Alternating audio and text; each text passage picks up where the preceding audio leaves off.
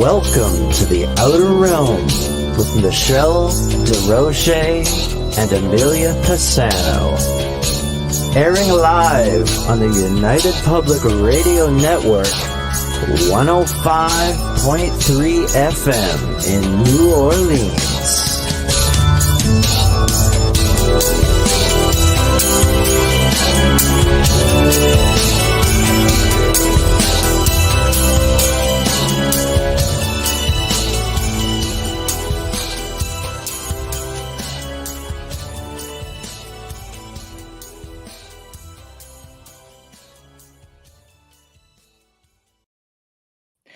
Good evening, everyone. Welcome to the Thursday night segment of The Outer Realm. We're broadcasting live on the United Public Radio Network, UFO Paranormal Radio Network, 105.3 and 107.7 FM from the beautiful city of New Orleans. We are fully sponsored by the amazing people over at Folgers Coffee who have been a part of our journey since the very beginning. And it's been quite a while now, a few years, in fact. So thank you, Folgers. We appreciate you so very much, and it just wouldn't be the same without you. Also, very grateful for our intro. So thank you, Justin Snicker, Dr. Snick, the sonic surgeon, for the contribution of your voice, your music, for our outro as well. Of course, we don't get to that too often as we tend to run out of time, but thank you, thank you, thank you. And it is the season for Justin Snicker, who is an award-winning composer of Halloween, horror, sci-fi, and dark wave electronic music, which can be found on all of your favorite streaming platforms. Check him out, honestly. He's got new stuff coming out. Like I said, 'tis the season. So also big thank you to artist Steve McGinnis, who is the man behind the banners and the logos here at the show. Check him out on Facebook and Instagram.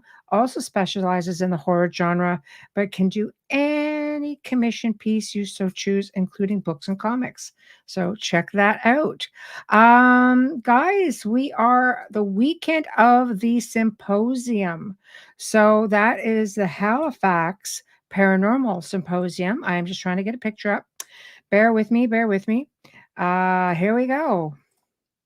So this is this coming weekend. This is on the 7th, and there's going to be all kinds of amazing speakers, some of which have been on the show several times. And let me get those up. Let me get those up because that's a big one. Hold on, hold on. Oh boy, hard going solo. Miss you, Bubbles. Come back. Anyway, okay, here we go. There we go. We've had Kim Moser on the show. We've had Daryl Walsh on the show twice in the last probably 2 or 3 months, along with director Elliot Van Dusen. We've had Chris Stiles on many times through the last 2 or 3 years. A lot of really great speakers. Richard Gallagher, of course, Lauren Coleman. So guys, check them out. It's one day only, and it is this coming Saturday. So don't miss out. Also, oh, look at that. It's totally left me.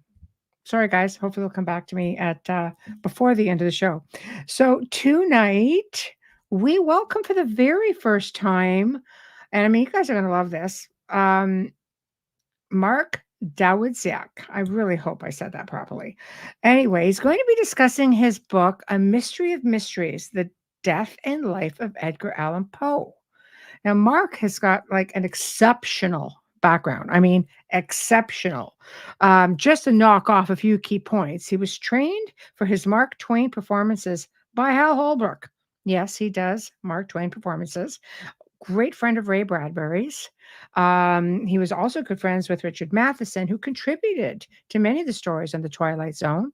And this guy just has literally everything going on. I mean, I'm looking at his website. Holy crud. Okay, let me just pull up the website and go through a few things over here. He's an actor and a playwright. He has consulted on many, many different scripts and books, and He is the author or editor of 25 books, including 3 studies of landmark television series The Columbo Phile, a casebook, The Night Stalker, companion, and everything you need to know and learn about the Twilight Zone. He does all kinds of lectures. In fact, right now, I think he actually talks about the Columbo Phile, the Shawshank Redemption, Theodore Roosevelt, Mark Twain, Edgar Allan Poe, of course, vampires, and oh my God, there's just so much with Mark that I don't think we're going to cover it all in one show. And I have no doubt that we're going to bring him back on again. So, without further ado, I'm just waiting for him to come on board and fill you all in because honestly, there's just way too much to this guy and he is exceptional. Just saying. So, hold on. Let me get some pictures too. We're going to do a show and tell, which is, well, kind of a show and tell. Edgar Allan Poe. And a lot of these photos that I'll be showing tonight, I think we've got 4 of them, are courtesy of the poemuseum.com. So I really want to make mention of that because, again, these guys are really informative. Anybody who loves Edgar Allan Poe should go to their website and check them out and show them some support. There we go. All right. I think I'm good. So hopefully Amelia is going to be back next week. Right? I know. There we go. We miss her. Very strange not having her across from me week after week, but hopefully that is going to change. So the chat rooms are all filling up. For anybody who wants to get into the chat room, I recommend YouTube, like, the Outer Realm YouTube, just because of the fact that we've got, more people coming in there. But there are 7 chat rooms. There is no chat room on Roku TV, and we are on Roku TV. Go and check out, the Outer Realm on Facebook. Check out the Outer Realm on YouTube, of course, United Public Radio Network, UFO Paranormal Radio Network. There's all kinds of places that you guys can get in on it. But please remember, guys, 7 chat rooms. Just kind of picture a, superhighway of multiple lanes coming down to like one. So we're going to try to get to people. And I know a lot of people just listen. We have a huge audio listenership. So we will try to make sure that everybody in Radio Land, because we are FM as well, kind of get the gist of what's going on, even though you can't really see everything. So, oh, hey, Z-Sun is in the chat. Mark Eddie, hello, hello. Ed, Odell, always nice to see you, my friend. Very nice to see you. So we're going to get started, guys. Let's get the show on the road and bring in our special guest. Hello. Hi there. How are you? Good. How are you doing? I'm doing much better now. Were you a little concerned about the? I'm just a bit concerned, keeping me on edge. I had it was not done on purpose, believe me. No. They kind of blew up on me, Oh, that's all right. All that matters is that you are here, and I am grateful. And I was always intending to be here at this moment. A moment in time that was meant to be. Absolutely. That's good because there's a lot of people listening, so we're all excited. And honestly, I was perusing your website and I thought, oh my gosh, you just have so much fun stuff. Like, what an incredible career and job that you have. Yeah, I like to say lucky. I've been very fortunate in a writing career to sort of pursue a lot of the passions, and when you do that, you tend to have fun. If you can combine those two things, yeah, the result usually is it's a pretty easy formula. The chemistry says you're going to have fun, so I do. I mean, where do you start? I mean, I hate to say, you're very fortunate that you have a job, if you could call it a job that you really enjoy. Out of everything that you've done, is there anything specific that you enjoy the most? I mean, I think writing the books is the most fun thing you can have, and that's always been the target. And that's my job now. My full-time job is writing books now. Wow. So I mean, Very that nice. was kind of where I wanted to be. Right. I kind of got forced into it because in 2020, journalism and I separated company after 43 years as a TV and film critic. And I was sort of forced into the lifestyle I wanted all my life. So, right. every time I've gotten blown up in my life, I've always been blown up to a higher place. I've always, it's always propelled me to a different thing. So fate knows better than you do, Right. and that's been true with every single book. I always this question comes up a lot. Is when I do interviews and somebody will say, "Well, what's your next book?" Right. And I like the question because it always assumes there will be a next book, and that's always a nice assumption for somebody to make. But Right. also, I always say, well, I could tell you what I think my next book is going to be, but it'll be wrong because I have been wrong every single. My first book was published in 1982, Right. and when everybody said at that point, "What's going to be your next book?" I was fairly confident and would say with full confidence, "This is going to be my next book." I was wrong then, and I've been wrong almost every single time. And fate this knows better than you do. I mean, you can think you're in charge, you're the captain of your ship, you're making the command decisions, but when you step back and look at the pattern of your life, Hmm. you kind of realize you were pushed into certain directions and that you were pushed to places where you were meant to be at a certain time in your life. I agree with And you. that's true with every single book I have written. So, Wow. yeah. Wow. Did you feel that you're just led? You're led to it, and characters take over, and that's it. It's like, Somewhat, but I think also mm, it's you writing is a tough racket. There's a pearl of wisdom for you. Writing is an extraordinarily tough. As my old buddy Harlan Ellison used to say, becoming a writer is easy. Staying a writer is hard. Staying a writer day in, day out, year after year, that's hard. that's hard. Yes. And Yes. so I've always kind of viewed it as my philosophy has been you expect 9 out of 10 things not to work out. You just have to be a short-term pessimist and understand you have to get used to rejection. If Right. Right. anybody in the arts, whether Right. you're an actor or an Mhm. artist or whatever, Mhm. you have to really toughen your hide to rejection. Mhm. And so the trick is to keep swinging. You're not swinging to hit 9 times out of 10. You're hitting for the 1 out of 10 that's going to come through. Right. And Wow. that's enough because I have a lot back in the day when I had an actual filing cabinet before Right. computers, Right. I have, a filing cabinet that's full of ideas for books that never got written and never got sold. Wow. And I think a lot of them are every bit as good as the ones that did. I think a lot of them are, just good, but their timing wasn't right, or Mhm. it wasn't what the publishers were looking for at that moment or that time. Mhm. So it's you if you keep swinging, you're going to hit it. You're gonna Mhm. You're you're gonna gonna get do it. one, darn it. But you Right. gotta keep. I mean, you don't hit it. If you stop swinging, you don't. It doesn't. Nothing happens. Nothing happens. Right. So Right. you know, So, I mean, but it's not something you can go back to because, I mean, now you're more well known, the books all do well. So pretty you get to that point, I think, where you can put out anything and I it'll think at it's least get a anything, bit of but it gets attention. easier Well, to get editors' attention. yes. I mean, to this point, I mean, editors still. There are books I wrote early in my career Right. that were published by mainstream publishers that would never get published today. Wow. That I'm good. Like Mike, I mean, I'll give you a very good example. It's my Yeah. Columbo book, which was published in 1989 by Warner Books, Mhm. and the internet had its way with us in between when that book was published in 1989 and today. Yes. Now, the backbone of those books, those sort of deep dive looks at TV shows, Mhm. were the episode guides. Which would Right. have full cast lists and full credits and the cast, everything. And with that, with the best of those books came analysis and interviews and TV history and all that, and you got a whole lot came along for the ride. As soon as IMDb and Wikipedia came along, there was no need for those kind of, but nobody needs to have a shelf full of books to look up a credit. It's two R keystrokes right. on a computer, and you're going to look Right. at it.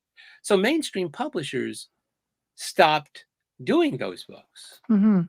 I'm glad I did some of those books when I did because there is no market for them anymore. Well, I mean, I don't want to say no market, but it's probably going to be a small independent publisher, and it's It's going to be harder to make your living with a book like that. right. And I find as well, you do have those of us who actually like to pick up a book and hold it and smell it and Yeah. turn the pages and just you know, and other people, everything's so digital, and I don't enjoy it as much. I don't either, and like I said, I still think, the Yeah. book is the ultimate thing. Yeah. The book is a very durable, it's a survivor.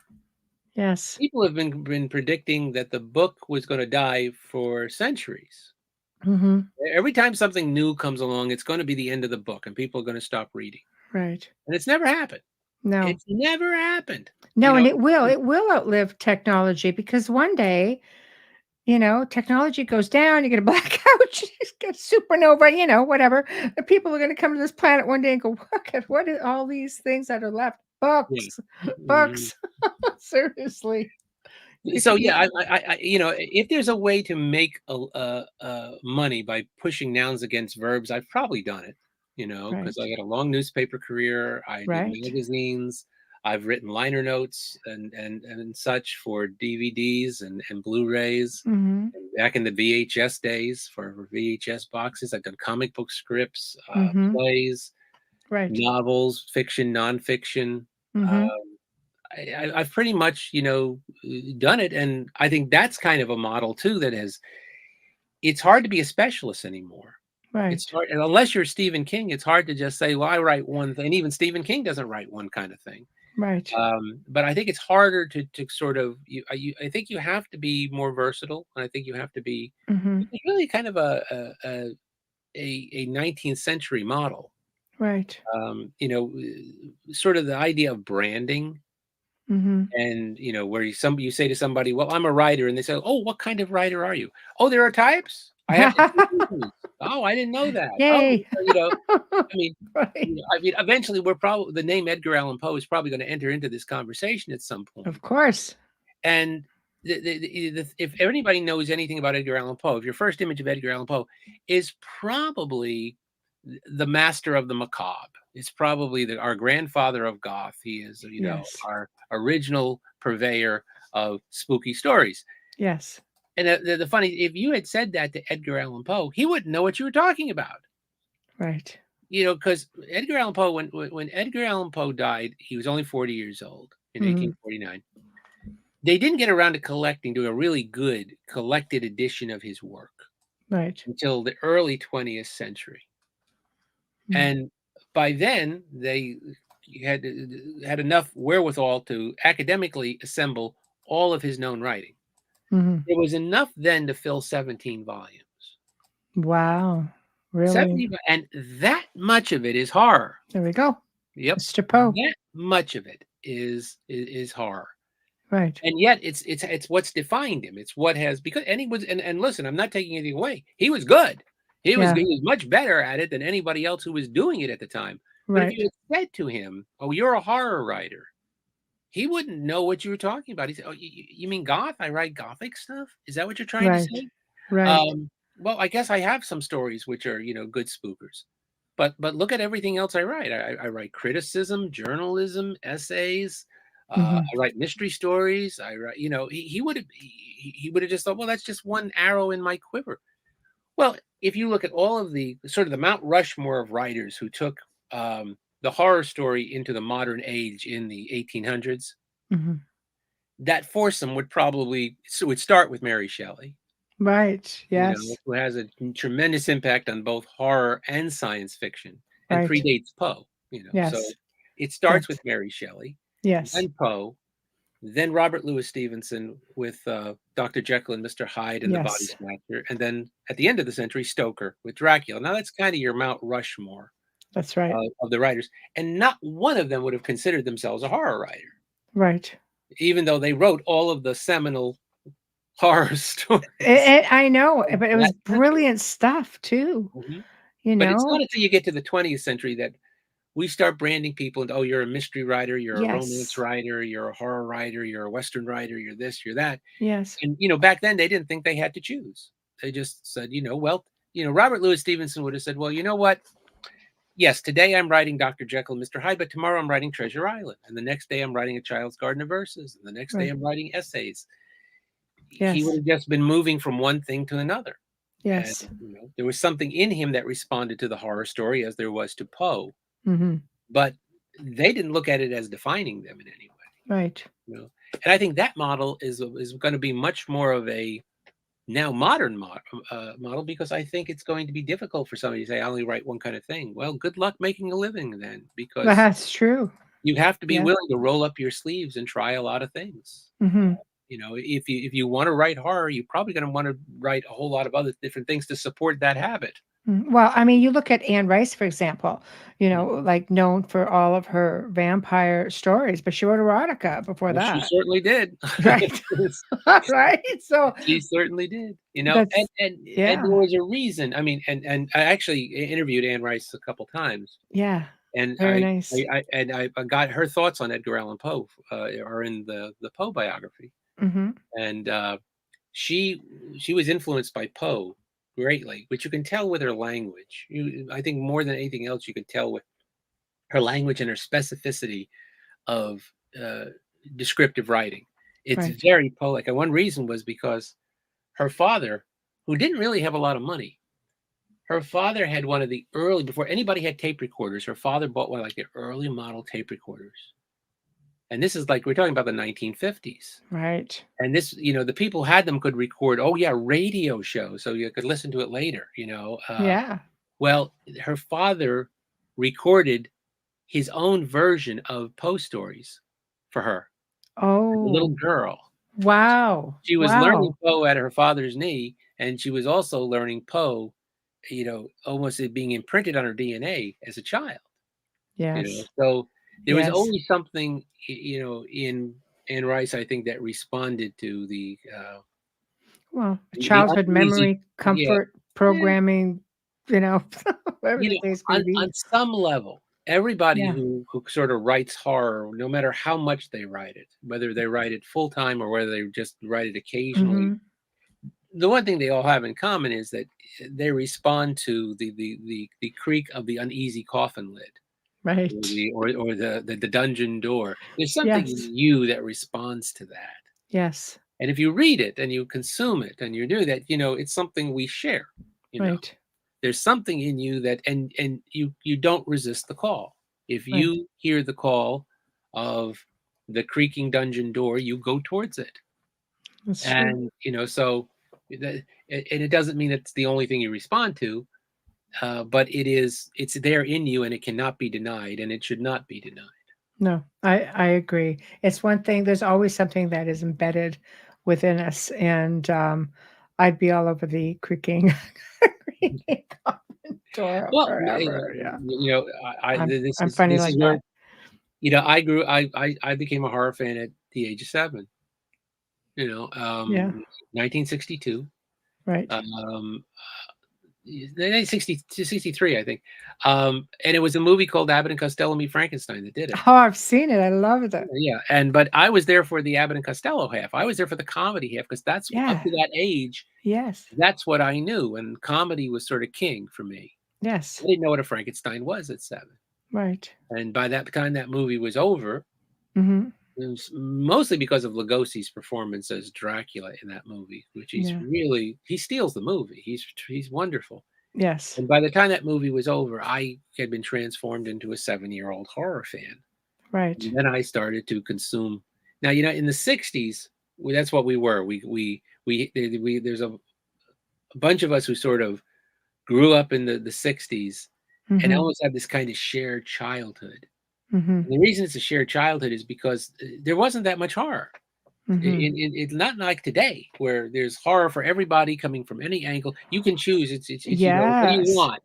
How do you You want? were lucky to have a Friday night. It would start at midnight, and you would have, like, 2 or 3 movies that would go till 4 or 5 in the morning, and they were the old black and whites. Yeah, I mean, you had to scan your TV listings every week to see, Yeah. is there an old Universal horror film on? Is there a Mhm. Val Lewton movie on this week? Is there, Yes. the Invasion of the Body Snatch or something? Oh, it's You know, crazy. I loved it. I but still love the old black and whites. and we all got, Famous Monsters of Filmland magazine and Castle of Frankenstein, and we all got our Aurora Monster models, and we built our all Oh, 13 anything of my Vincent Aurora Monster Price. models are right Yeah. here on my shelves. Yeah. Today they call that child that they say you were a monster kid. Mm. That's the phrase for it now. And we didn't have that phrase in the 1960s. We're just horror fans. Right. That, But everything gets labeled in this day and age, I find. There's a label for Americans love everything. labels. Yes. We love it. Yes, yes. You're not wrong. We are all like scientists who want to stick pins in insects and label them and put little numbers on them It's and say, true. Labels and buzzwords. and we love our, that's one thing that the 20th century did. We love our specialists. Yes. We started to penalize versatility and celebrate Mhm.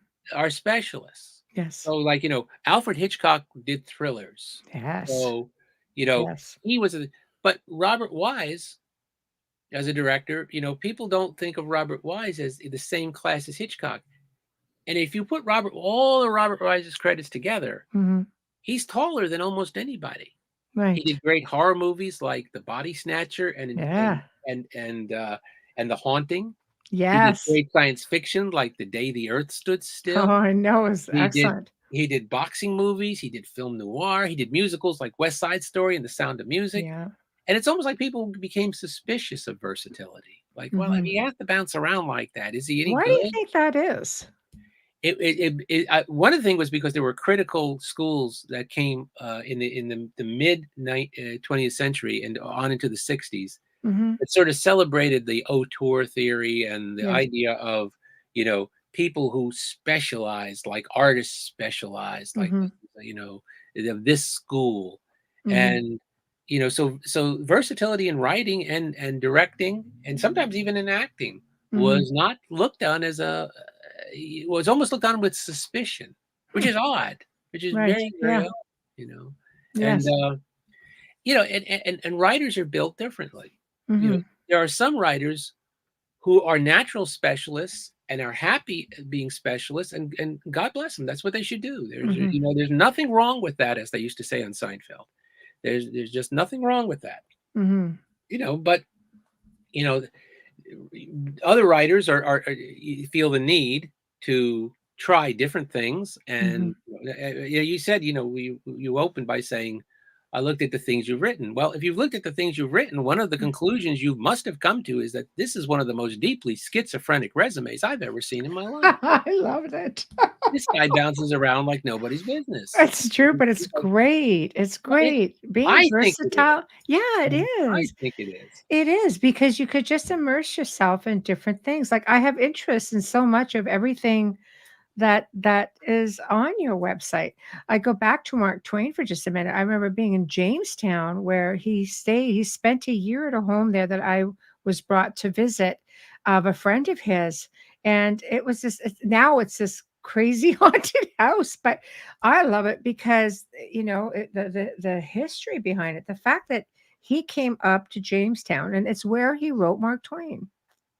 So Or and Huckleberry Finn. he spent his Huckleberry summers Finn. and he spent all his summers in Elmira, which is close to Jamestown. See there you go. He spent his summers at Quarry Farm, which was his sister-in-law's farm, Yeah. and he did the majority of his writing in upstate New York. So yeah, I there's a love huge it. tie between, and he used to pack up his family, and he lived in Hartford at the time, and he would pack up his family every summer and spend the entire summer in upstate New York. Mhm. And Rod Serling did the exact same thing. Right. They're Really? separated by 90 years. They were born 90 years apart. Mhm. And Rod Serling every summer would pack up his family and he would head to Ithaca, New York, which, if you're looking at like Jamestown, Ithaca, Yeah. Elmira, that is Yeah. really close. I That know, is it's like a really triangle tight of group. just yeah, Yeah. creativity. Yeah. No, So, I love it. I love it. mhm, So getting on to, the man of the evening, which of course is Edgar Allan Poe, and this biography that you wrote right mhm, here. I mhm, had to shrink it because unfortunately, the computer likes to do weird things and I mhm. couldn't get the whole book in. So here we are. There you are. What what prompted you to want to write the biography for Edgar Allan Poe? Because it is mysterious. Like as soon as you mentioned when he died, we already had Chris Phoenix in chat room going, "What? I just learned something new. What do you mean he died this young?" There you go. Hang in there, Chris. It's gonna be one heck of a night. Well, I'll start with the notion that I have a very healthy ego. There's nothing wrong with my with my sense of artistic ego. Right. But I do not have the hubris, let's say, Okay. to have positioned myself as being the next person to write a biography of Edgar Allan Poe. Right. I don't have that in my. And if I'm associated with any 19th century American author, it's clearly Mark Twain.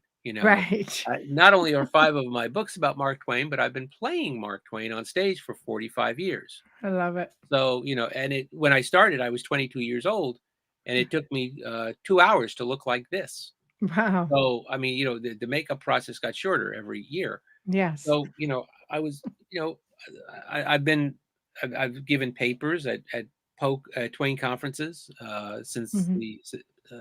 for 25 years. I've Wow. published a lot on, different anthologies about Twain, Mhm. and 5 of the books are Twain centric. Mhm. So, I sort of built up my credentials in Right. studying Twain. Yes. And but I had done a book for St. Martin's called "Everything I Need to Know I Learned in the Twilight Zone," and it was I sort of love my it. lighthearted One of my tribute favorite movies. Yeah. to Rod A Serling and the series. Twilight Yeah. Zone. Yeah. And the book had done well enough for us to talk about the next book, because when you sign a contract with a major publisher, Yeah. there is what's called an option clause, and the option clause means that you have to offer your next book to that publisher. They Right. don't have to publish it, Right. but you have to at least offer it to them. The idea being, if they had a hand in your success with one book, you at least owe them the chance to do your next one. And Right. that's a sort of a fair clause to be in Right. there. And the Twilight Zone book had done well enough for us to have that discussion. So in the fall of 2019, I was having a discussion with an editor at St. Martin's about what the next book would be for them. And again, once again, as I say, you're not in charge. This is one again, where fate's going to step in. Right. He said, "Well, what are you thinking about?" So I hit him with what I thought was my 100% surefire, can't miss idea, and it missed badly. He was not the least bit interested in my can't miss idea. Wow. And I said, so he countered. He sort of said, "Okay, what about this?" And I didn't like his idea, what he thought I should be doing. So I Right. countered with my next best idea. He didn't like that. And we kind of went back and forth. And we were just getting to the point where we were going to table the conversation for another day. Weren't getting anywhere. We were just spinning our wheels. And it was a very pleasant conversation. This was not an unpleasant. This was just process what I'm Mhm. talking. And we were just about to get off the phone. And he said, "What about Edgar Allan Poe?" Hmm. And I said, "What about him?" And he said, "Well, I don't. There hasn't been a major biography of Poe in quite a while." And I said, "I don't think that's right." And then I looked back. I said, "Actually, the last major biographies of Poe were in the 90s. So it has been a while. It didn't seem like it'd been that long ago." Mm. And then I said, "Well, Poe is a writer I've carried through my entire life. Not long after I became a horror fan at the age of 7, I discovered there was this writer named Poe who had a hand in." Creating the modern horror story, and I became intrigued. Now, most people first get Edgar Allan Poe in the ninth grade or the seventh grade. Most people, Poe enters into the curriculum with the Telltale Heart Yes. around the 7th grade. So I discovered Poe actually a little bit before that, because if there used to be a thing, there might still be, called Scholastic Books, Yes. and they would Yes. bring the catalog around to your classroom That's right. every so often, and then you Yeah. could order books from the catalog. That's Well, right. after one of the books that were in the catalog was this book. It's a Edgar Allan Poe. 10 Great Mysteries by Edgar Allan Poe. This is the very book. I ordered this from Scholastic Books, Wow. and this was kind of the start. This was kind of the start of what turned into an immense Poe library. Mhm. Well, I've carried Poe through my entire life. In my 20s, set out to read everything that he'd written. In my 30s, I set out to read everything that had been written about him, all of the biographies and the scholarly Wow. works. In my 40s, my wife and I, we have a theater company, a touring theater company, and we started performing poems and stories by Poe. So Poe is a writer I've carried through my entire life, but despite that, I would have never said I'm the candidate to write the next biography of him. Right. So I said to this editor, "Why did you say Edgar Allan Poe?" Mm. And he said, "Well, it seems to me he checks a lot of your boxes." Again, sometimes it takes somebody else to point out the obvious. Yeah, from the outside looking in. And I said, "What do you mean?" And he said, "Well, Poe was a major 19th century American author. You've written about a major 19th century author with Mark Twain. Mm-hmm. Poe was a critic most of his professional life. You were a critic most of your professional life. Mm-hmm. Poe was the father of the modern mystery story. You've written a book about a classic mystery character with your Columbo book. Mm-hmm. Poe was the father of the modern horror story. You've written about horror topics like Dracula and the Night Stalker. Yeah. How does this not check all your boxes?" And Right. I thought, yeah, The light goes off. You're right. I guess that's right. But then it became Yes. sort of like, Yes. well, what kind of biography were you thinking of? And this was where it was over before it started, because it became very quickly obvious that the kind of biography he wanted was the kind of book that seems to get published every 2 years. It seems to arrive on the noon stage with regularity, and it's the book that purports to definitively solve the identity of Jack the Ripper. We're finally going to do this. Now, we must be up to about 15 or 16 definitive cases that have solved the Jack the Ripper murders. Right. And everybody, and there'll be a new one, and just hold on, and just wait where you are. Sooner, in a year or so, there'll be another one. Mm-hmm. That'll say it has definitively solved the Jack the Ripper murders. Mm-hmm. And I said he wanted that kind of book about how Edgar Allan Poe died, something that would definitively solve the mystery of Poe's death. Right. And I said, let me tell you why that book can't be written. A, there was no autopsy. And even if there had been an autopsy, this was 1849. The autopsy did not enter the modern era until the Civil War. The Civil War was a defining moment in the development of autopsies, because we got very good at cutting up bodies during the Civil War. Right. So even if there had been an autopsy on Poe, they wouldn't have known how to do it, and it would probably have been conducted with the equivalent of butcher's knives. So it would be worthless to us today. Right. There wasn't one anyway. Right. There's no death certificate. Wow. There is no surviving soft tissue that can be subjected to modern forensics. Mm-hmm. There are no reliable witnesses to Poe's death. All of the primary witnesses to Poe's death contradict each other and pretty much contradict themselves. They leave behind accounts which contradict their previous accounts. So all of the witnesses are untrustworthy, to put it mildly, including the attending physician, John Moran, who left behind 3 accounts of Poe's death, all of them wildly different in details and tone. Moran goes so far as to change the time of death and to change Poe's last words. Were there last words? Or like how, what, so what is the, okay, so let's back up then. So this is, I guess, the mystery. The biggest mystery is how he died, obviously. So what is the speculation and what? Well, let me put it this way. There are about 25 theories as to how Poe died. God. And this is why I told this editor, if this is the type of book you want, you'd better go find yourself another lunatic, because this one's driving away. Right. I said, but I'll tell you the book I will write for you.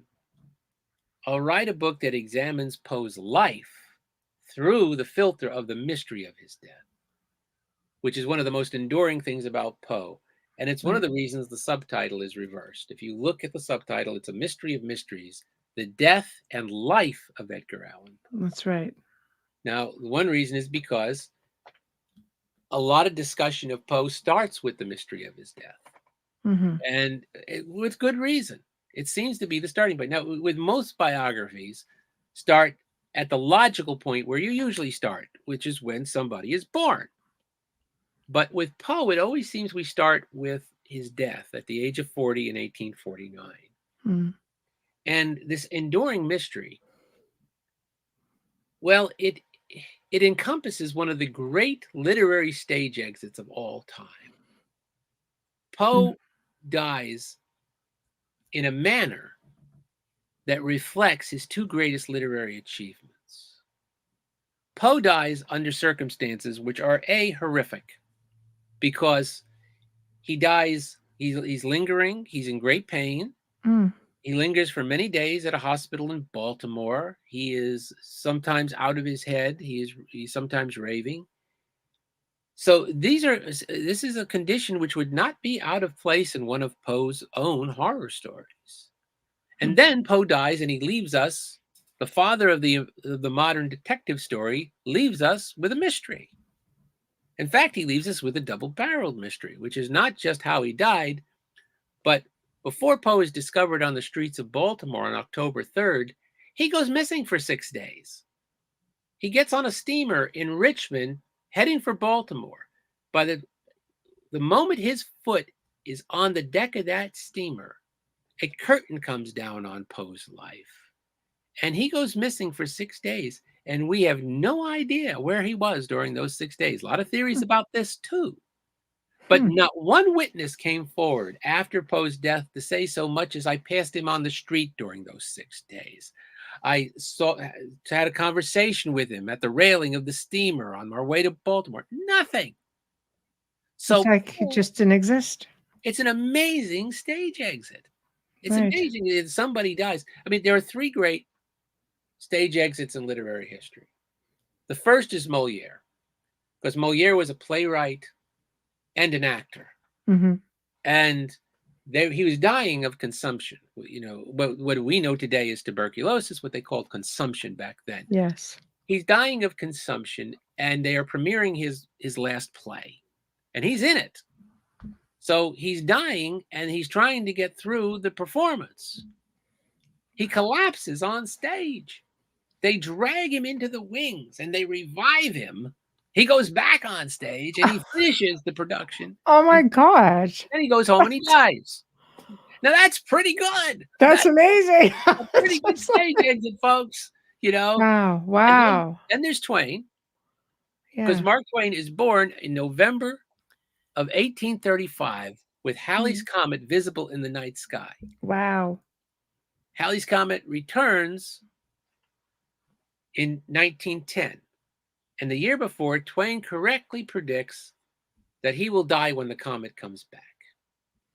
He tells an audience that the Almighty has said, no doubt, that here are these 2 indefinable freaks, the comet and me. Wow. We came in together. We must go out together. And he pulled it off. He dies in April of 1910 with Halley's Comet in the sky. So he comes in with the comet, and he goes out with the comet. And folks, that's a little item which would not be out of place in Greek myth. A hero coming in with a comet and going out with a comet. That's so that's pretty good. But in some way, amazing. Poe beats them all, because Poe actually dies under circumstances that reflect his literary achievements. And that, I mean, as one Poe scholar said to me, it's almost as if a press agent approached him at some point and said, you know, Eddie, the best thing for you is to die at 40 under circumstances which are right out of your own writing. You know, it can't be better than that. So in some ways, Poe beats them all. And so this kind of ongoing mystery of his death, and the fact that in some ways it's an unsolvable mystery, because I told him, if I come up with a theory as to how Poe died, and I believe it is convincing, logical, compelling, I will present it. But I am not going to go so far as to say that I can prove it. Right. Now, did I come up with that kind of a theory? Yes. Can I prove it? Do I insist on it? No. No, Right. I think that would be irresponsible. Right. And I'm not even sure it's a mystery I want to see solved. Right. Because we would lose something if we solved the mystery of Poe's death. We would lose a very romantic aspect of what we know of Edgar Allan Poe if all Right. of a sudden this was solved. Mm-hmm. So, there's an old saying that some mysteries are not meant to be solved. Right. I'm not so sure that this isn't one of them. Wow. That's interesting. But I mean, it's almost like the legends, all the legends that we read about, and part of the allure of that, because I mean, realistically, Poe is a literary legend. He is, and So as a matter of fact, most of his reputation is built on misinformation. right. Right. One another reason I wanted to write the book was I wanted to reclaim Poe as a writer and Mm-hmm. as a person. I wanted to, we have built of Poe a sort of funhouse mirror reflection of who he really was. Mm-hmm.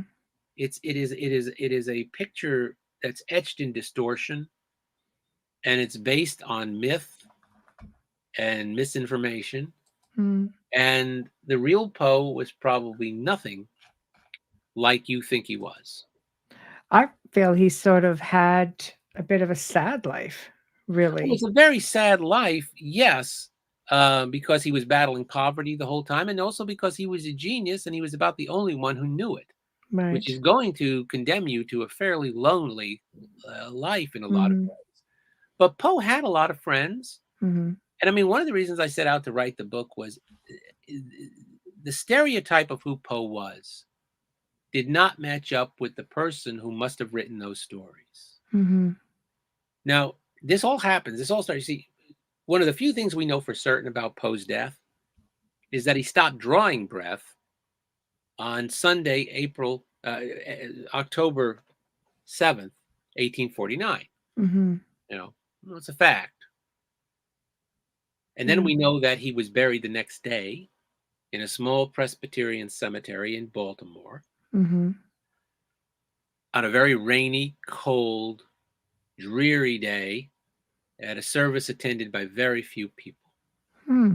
And then we know that the next day, October 9th, he was buried again, because the next day, an obituary appears in a New York newspaper written by somebody who Poe thought was a friend, but was actually somebody who had been harboring resentments against him and grudges for years. And he waited Wow. until Poe died, and before the body was even cold, he launched his attack. And the man's name, get ready to hiss, because this is one of the great villains of Poe's life, and he's got a name that sounds like he should be a villain. His name was Rufus Griswold. Ah, Now, doesn't that yes. sound like it's right out of a Victorian Yes. melodrama? Yes. Rufus Yes. Griswold Can you coming hear for me clothes on hissing? the widow. I Yeah. hiss very well. Well, Rufus Hmm. Griswold writes an obituary that begins, I'm paraphrasing, but he writes, the day before yesterday, Edgar Allan Poe died in Baltimore. Some will be surprised, few will be grieved. And then it went downhill from there. And he accused Poe of every immoral act, and just painted him as a liar and a cheat and a terrible person and a drunkard.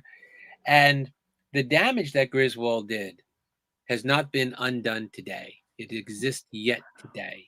Wow. And he was not done. He spent many years flailing obsessively at the corpse of Edgar Allan Poe. He writes more pieces and he adds more accusations and charges to Poe, Mhm. against Poe. He does everything he can to destroy Poe's reputation. And why? What? Well, he was bearing grudges against Poe. Poe thought so much of Griswold, he named Griswold his literary executor. He put his literary Oh, reputation boy. into the hands of somebody who was his bitterest enemy, and he didn't know it. Oh my gosh. So, Oh. so Poe's reputation just now, is there a counterattack? Yes, there is. Some of the counterattack comes from Poe's friends, and yes, Poe had a lot of friends. He was not Mm, friendless, but then comes from the French, led by Baudelaire, mm, who idolized Poe. and Baudelaire goes after Griswold, hammer and tong. He calls Griswold a pedagogic vampire. Right. He famously asked the question, because of Griswold's treatment of the deceased Poe, are there not ordinances in the United States that prevent dogs from running loose in your cemeteries? So he compares Griswold with a dog. He Wow. really goes after him. But the French basically replace one stereotype, the immoral drunkard, with another one, which was that Poe was touched with insanity, and these stories somehow came from a mind which was a little unhinged. Well, that was a very romantic notion of the French. They liked the idea, and all of Poe's characters and stories are reflections of who he was. Poe is the narrator in The Telltale Heart. Poe is the guy talking to the raven. Poe is Montresor in The Cask of Amontillado, leading Fortunato to his death. They're all Poe. These are all, well, that's nonsense. These stories were not great because Poe was insane. They were great because he was a great writer in total control of his craft. He was a great artist. And if you chalk it up to insanity, you're undercutting his genius, as his true genius as a writer. But from this, a stereotype emerges. And, you know, it's nice in some ways. I mean, fame has been a double-edged sword for Mr. Poe. On the one hand, those small little group of stories, the horror and mystery stories, have kept him alive. But they've also defined him. That we basically look at Poe and we think horror and mystery. And if you think of, well, you know, Poe, and you say, well, Edgar Allan Poe, everybody's got an image already. Yes.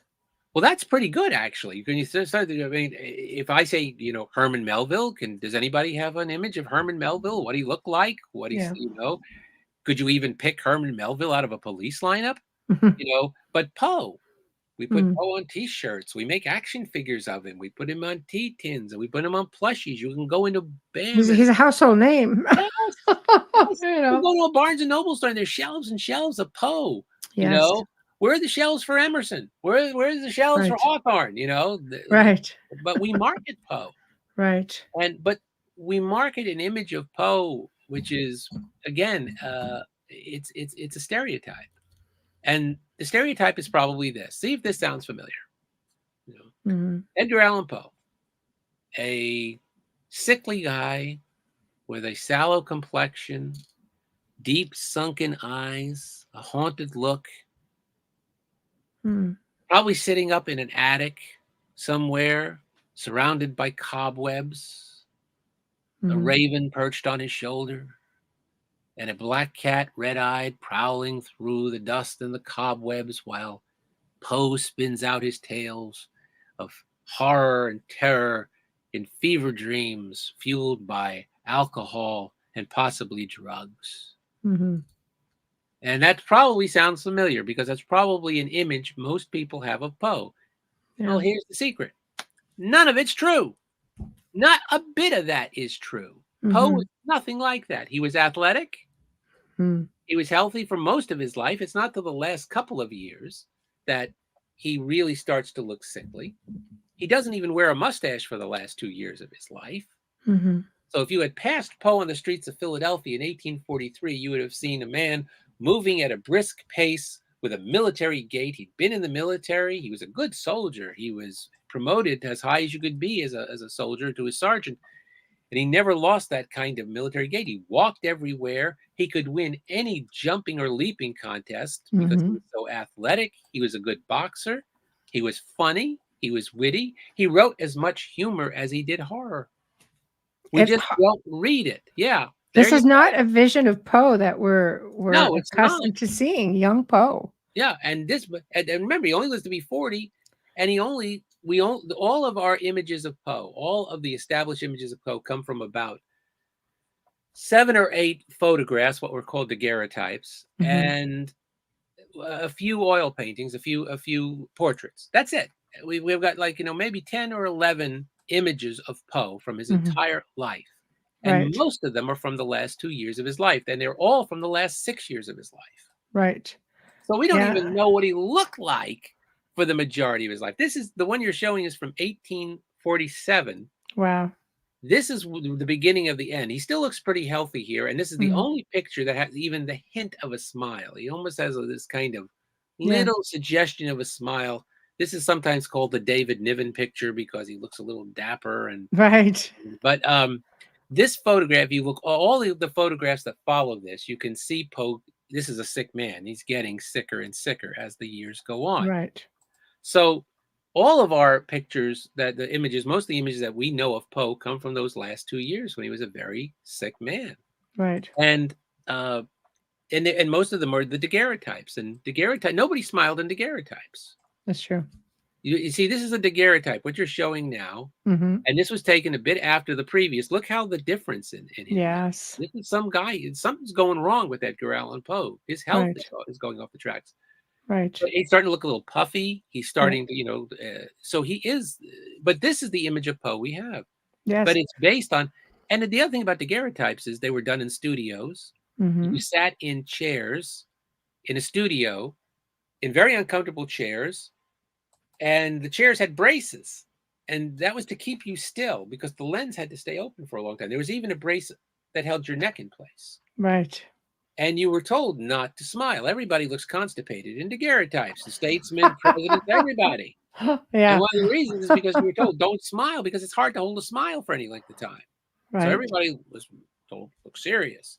So Poe looks serious in the pictures, and people think, oh, that's who he was. Right. But if we had one picture of Poe laughing, if Poe had lived into the era of what was called the Kodak, the candid photograph, where anybody could take pictures of their neighbors and such, and we had pictures of Poe playing leaping contests in his front yard and splitting his pants and laughing himself silly in the process, how would that change our image of Edgar Allan Poe? Right.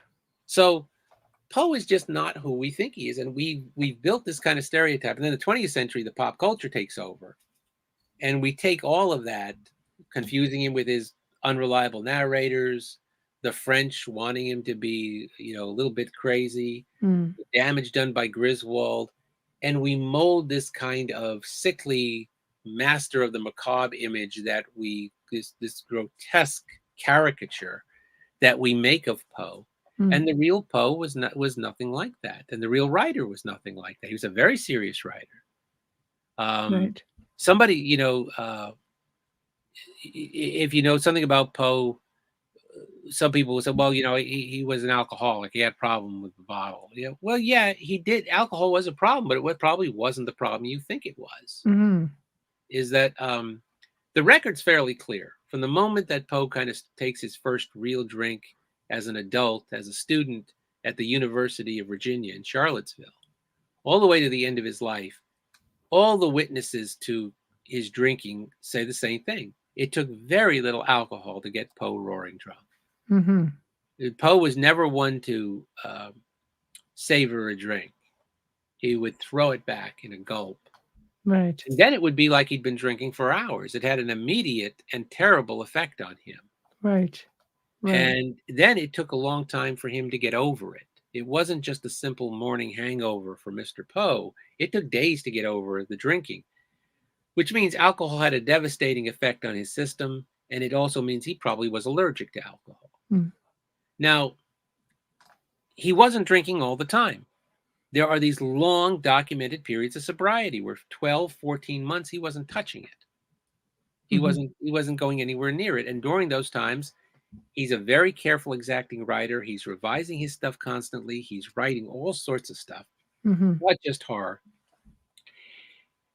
Poe's problem is he takes the exact wrong moment to take a drink. Right. Or to pick a fight. Yeah. Poe is always his own worst enemy throughout his life, to the point where sometimes you want to reach into the pages of a biography and slap him and say, really? You think this was the moment to pick a fight? Really? This guy's trying to help you. Right. Same thing. So Yeah. the episodes of drinking got blown all out of proportion. And people sort of thought he was drinking all the time. Well, listen, you cannot live to be just 40 and leave behind enough writing to fill 17 volumes, especially to the high level of writing that Poe did, Yeah. and be drinking all the time. Right. Impossible. So Right. were there these long moments of, yeah, most of his life, he's not drinking, Mhm. but alcohol is a continuing problem throughout his life. Right. Right. So yes, I mean, alcohol is always there, and it's always kind of a contributing factor. You know, Mhm. if say like, well, do you think that's what killed him?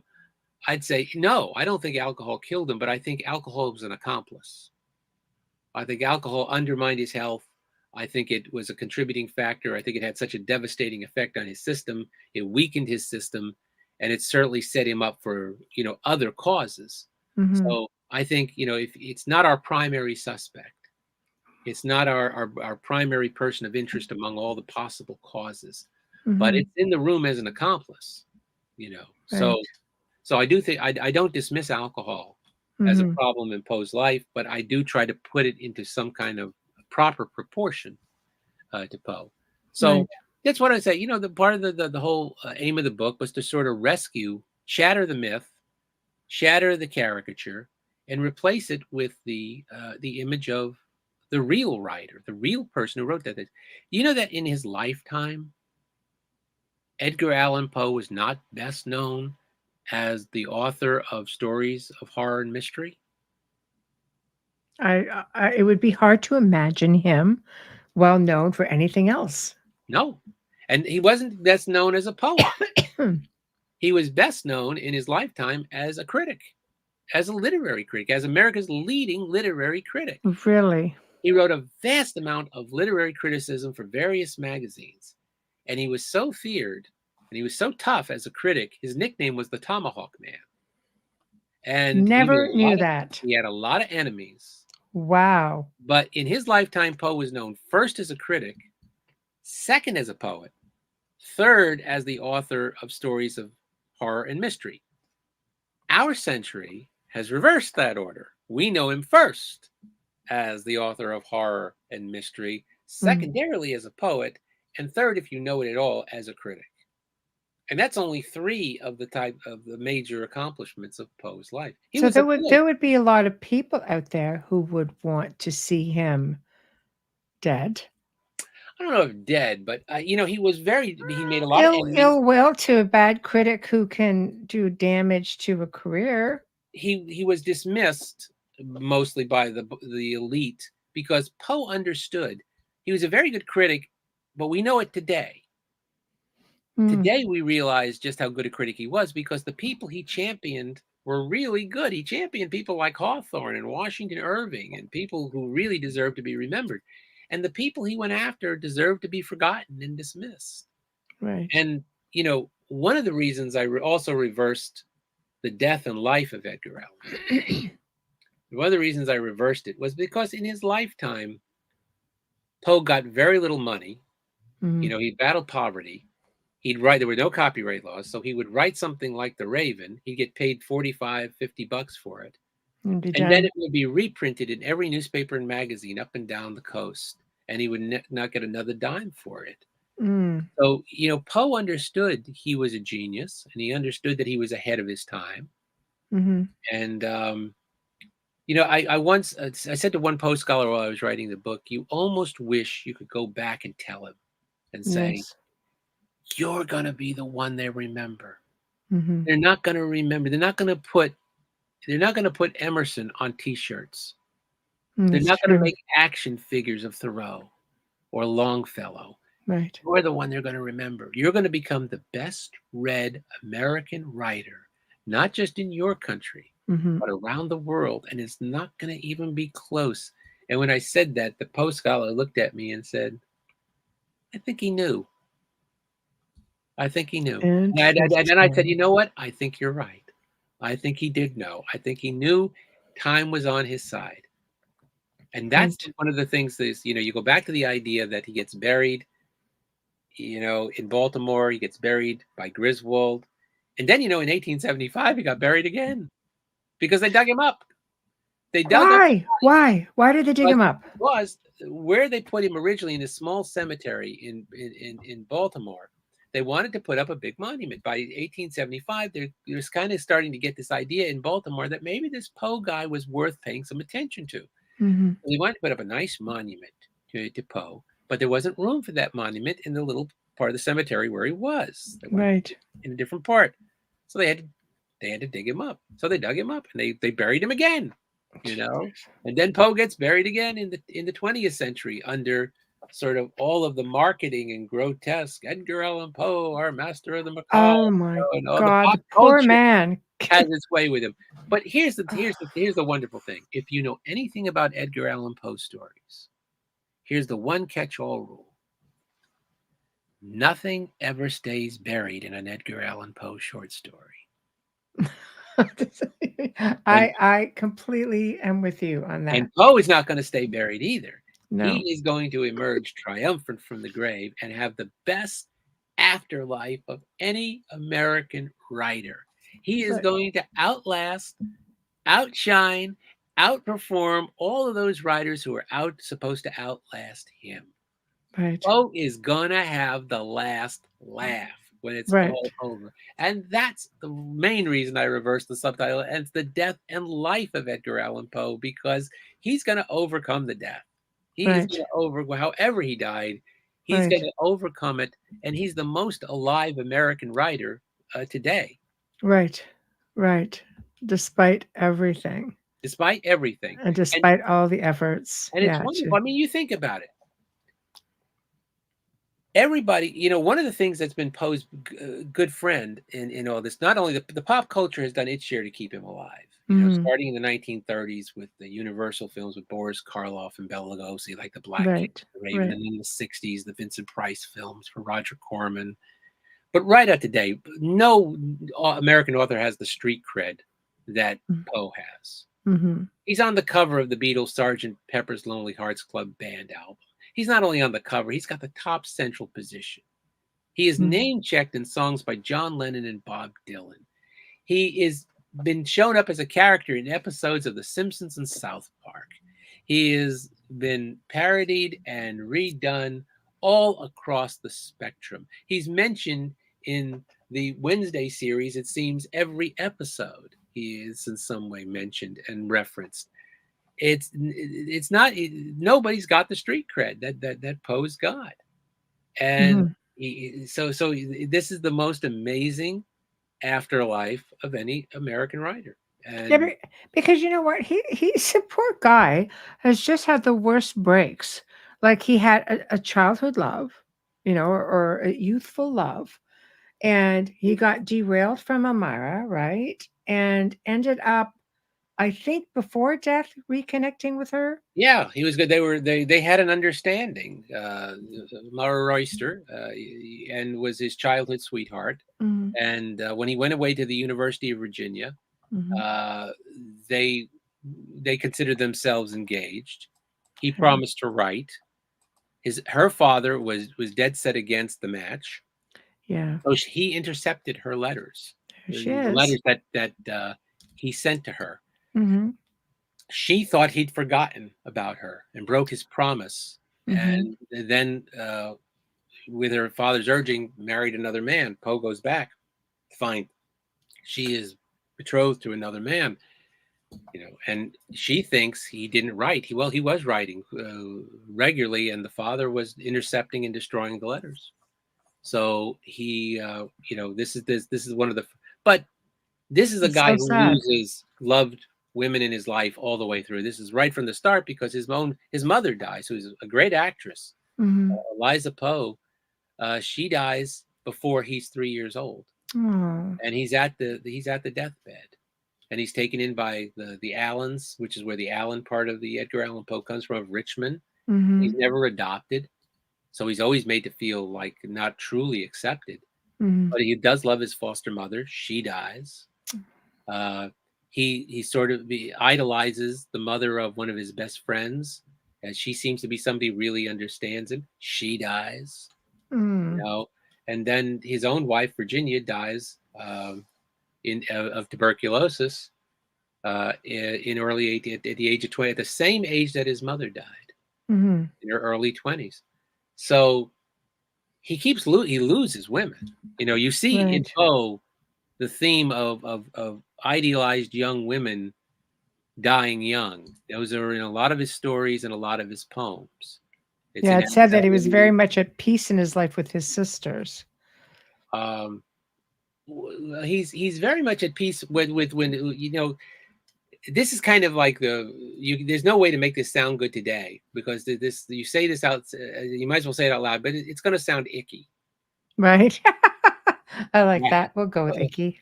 Poe marries his first cousin, who's 13 years old, Right. and that's Virginia. Right. Now, number one, child brides were not out of the ordinary back then. Back then. No, Right. and marrying your first cousin was not that. No. Even among wealthy Yeah. Virginia aristocracy, that was not that. Well, it's yeah, exactly. Today, you say it out loud, and people think of, ew, Yeah. But Of he did course. marry. But by all accounts, it's a very happy household, and Yes. because with Virginia comes Virginia's mother. In other words, Poe's aunt, who now becomes his mother-in-law. Right. She adores Poe. She approves the match. She adores them. Right. And the three of them are a very happy household. It is here that Poe finally finds this this sense of being truly accepted and loved. Right. And when Virginia dies, very young, that really begins the spiral. That really begins the death spiral for Poe. He's sort of out of control for the last couple of years of his life. Mm. And he's really casting about. He courts several women in the last 2 years, and you can see he's kind of desperately trying to replace Virginia in some way and have that household back that supports him. He needs that. He needs that emotional base, because he loses people so constantly throughout his life. So yeah. Right. So it is a very sad life in a lot of ways. Yes, Mm-hmm. and it is marked by loss. No Right. question about that. Well, right to the end, Mhm. his own loss before he has a chance at happiness. That's right. So, I mean, at the last year, it looks like a lot of things are starting to fall into place the last year. He's returned to poetry. There's this kind of triumphant return to poetry at the end, and he writes some of his greatest poems in that last phase. The Bells and Annabel Lee. Yes. Those are all written in the last phase of his career. Yes. He looks like he's got an understanding, and he's going to marry Elmira. It looks like he's going to get the dream of his life of being able to edit his own magazine, which is one of his great dreams. And he looks like he's got the backing of that. So there's a lot of reason for optimism right now. And just at that moment where it looks like things are starting to fall into place, that's when the rug gets pulled out from under him. And, and he's gone. He's gone in a matter of days. Yes. Which is, again, which is interesting. So I think a lot of it ties into, where did he disappear for 6 days and comes back, and they see him and he's sort of, a little bit on the delirious side and sort of raging a little bit, and obviously in a lot of pain. Do you think, I think poison. I always go to the whole, okay, maybe he just kind of got into something he shouldn't have. Wrong people. The one of the main theories to explain the missing days is that Poe got cooped, and cooping was Baltimore was a rough town, Right. Even by 19th century Eastern Seaboard standards, it was a pretty rough town. Any port city would have had a rough section. Of course. Would have had a harbor section. Would have had a very tough section. Sure. So, but Baltimore, even by those days, had a magnificently bad reputation. Baltimore's nickname back then was Mob Town. Jeez. Because they would riot at the drop of a hat.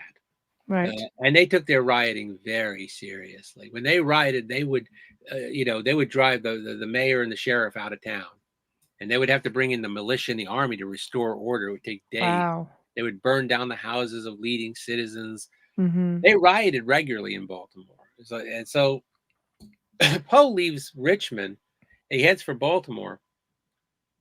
If he was sick when he got to Baltimore, and an election was going on in Baltimore at the time, and the rival political parties used to do this thing called cooping. And what they would do is they would kidnap people off the streets, and then they would make them vote in different wards, be repeat voters in different wards.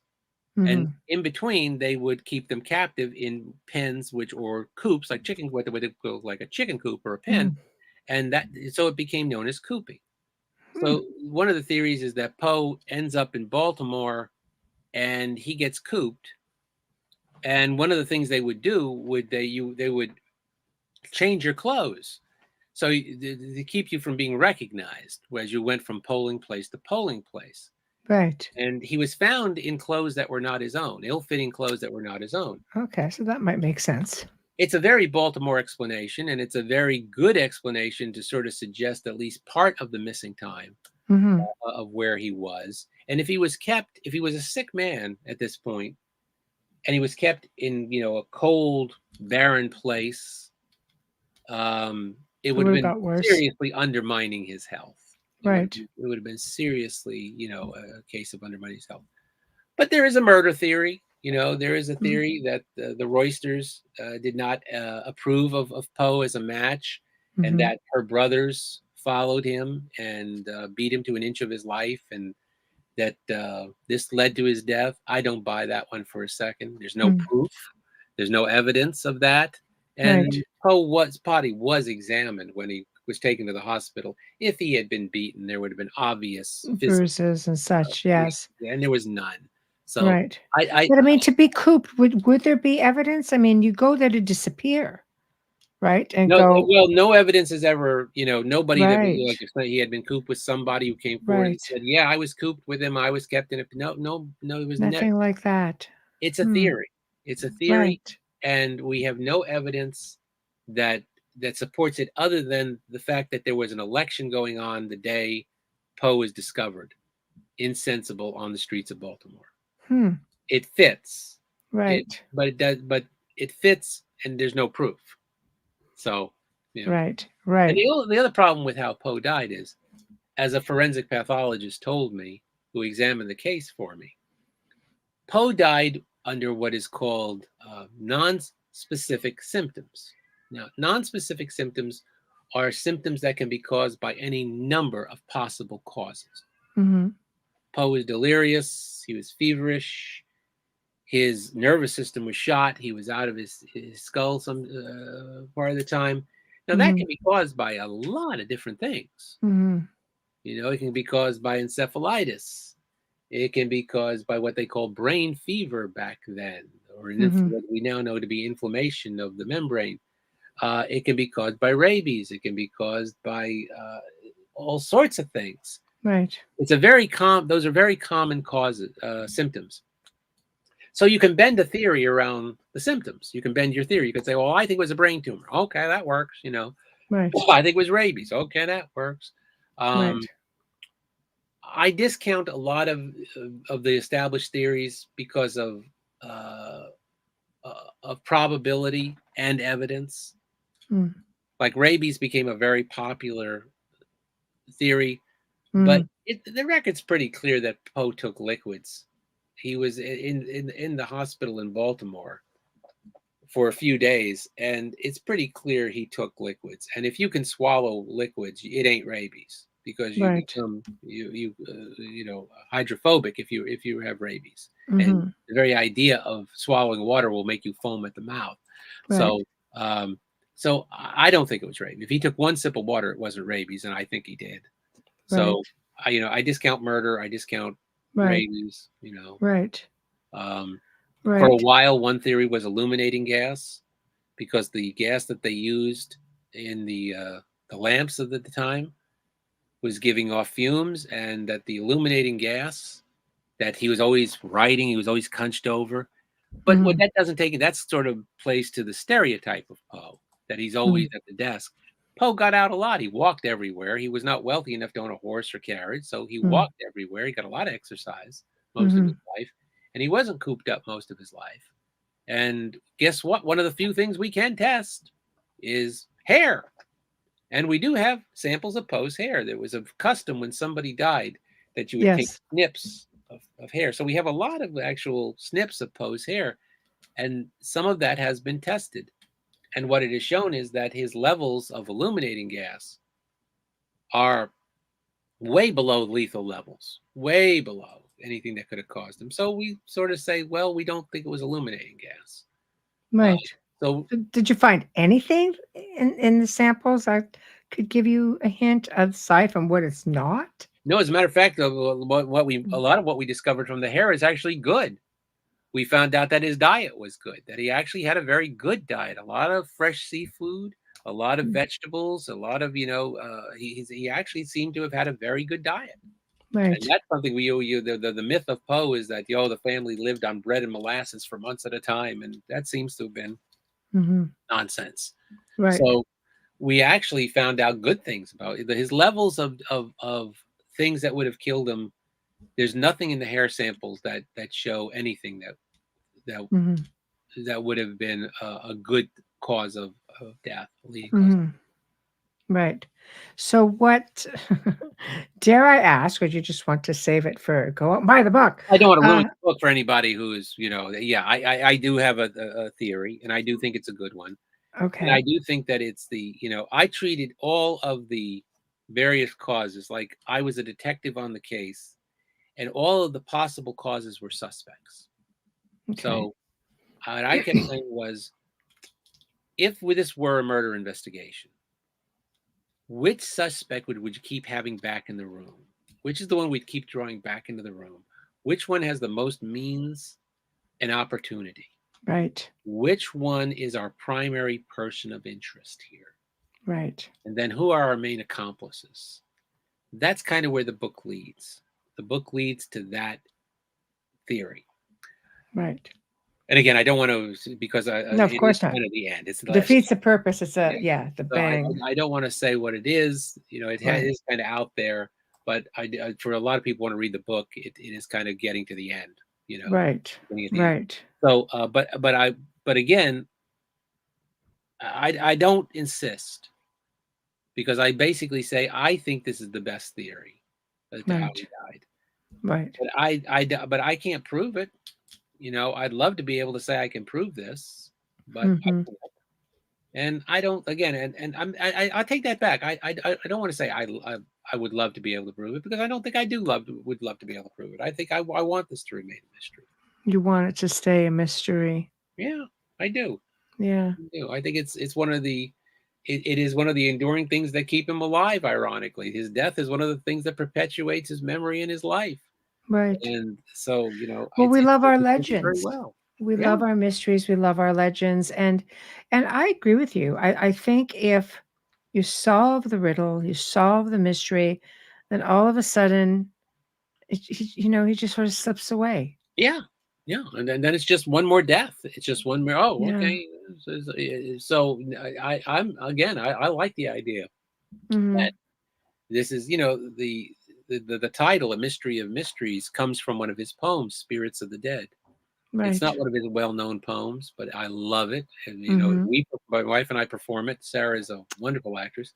Very And nice. we perform. It's the last thing we do in every Poe show we do. And it's Mhm. become one of her favorite poems. She always says, you can have this read at my funeral. I love this poem so much. Beautiful. But the last stanza of the poem is, the breeze, the breath of God is still, and the mist upon the hill, shadowy, shadowy yet unbroken, is a symbol and a token, how it hangs upon the trees, a mystery of mysteries. And that's where the title comes from. So it is Right. a mystery of mysteries. And, Right. but but again, I'm much more interested in rescuing Poe as a writer. See, this is Hmm. very much this is not an academic's book. Yes. This is not a kind of a scholarly book. Hmm. This is a popular biography. It is meant Right. to be read, and it is meant to be enjoyed. Hmm. And it is a writer's biography of a writer. Right. And I can't pretend to be a kind of writer I'm not. I can't sort of Right. pretend to be an academic. This is not the big definitive academic biography of Edgar Allan Poe. There are better people for that. Right. And they're working on it. People are working on that kind of a book right now. Hmm. And it's going to be an important contribution to Poe studies when that gets published. This book is very much meant to be a popular biography. And, and my style of writing is, it's very conversational. Right. you know, and it's very accessible. I Mm. try to, uh, Mark Twain once said that the books of the great geniuses are wine, and in comparison, mine are only water, but everybody drinks water. Mm. And I think that that's kind of my approach too. And I took a chance with this book. I took two chances with this book. Mm. Um,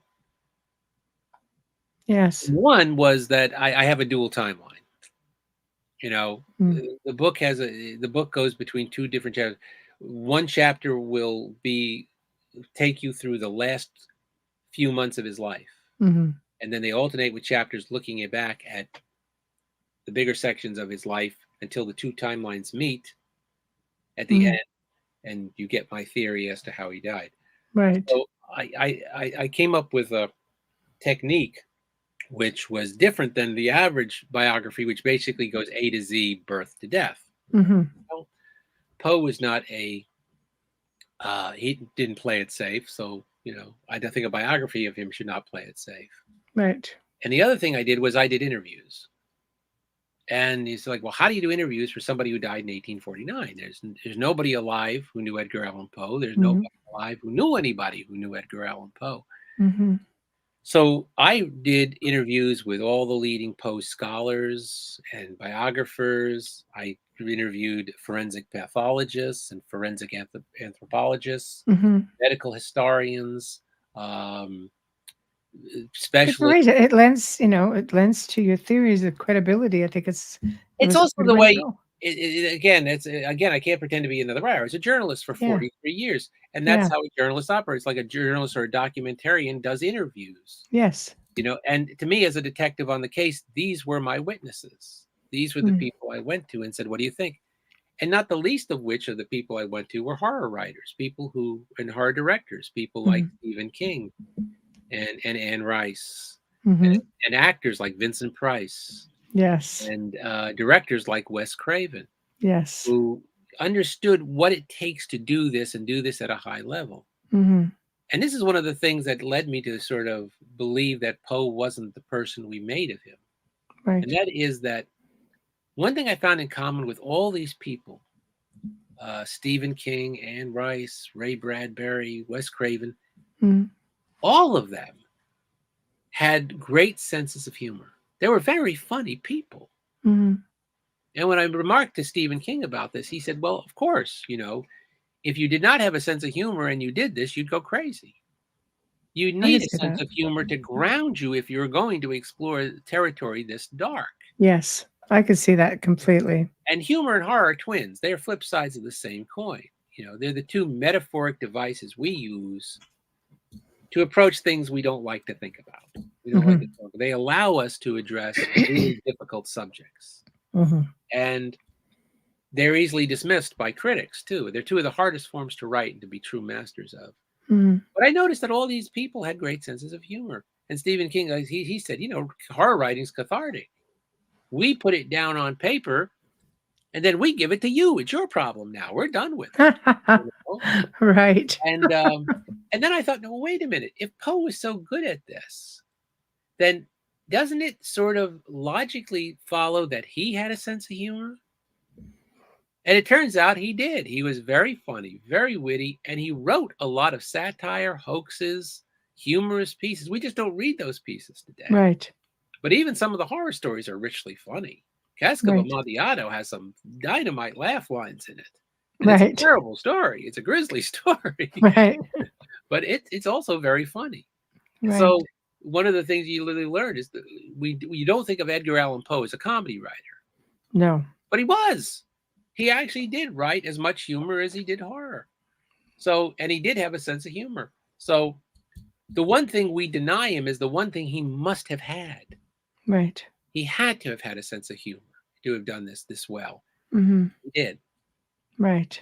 So Right. that's one of the things I wanted to do. So I took two chances with this, which is basically, as a writer, that's kind of like going off the high diving board.